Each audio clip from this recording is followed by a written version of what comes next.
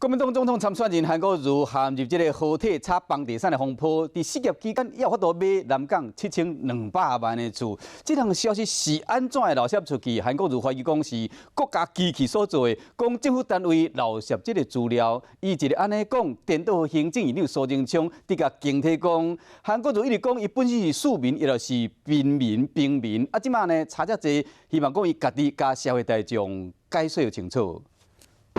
外国一气派伫南港豪邸7200万，唔是大家人拢买得起。不过国民党总统参选人韩国瑜这款的平民，2012年失业的时，冇法度买一间。这项消息媒体报道了，韩国瑜真不满是安怎买卖资料会漏泄出去，将焦点放伫国家机器4字顶面咧做文章，讲蔡政府透过政府单位漏泄资料。行政院长苏贞昌听到伊安尼讲，认为讲也不必疑神疑鬼，又重讲。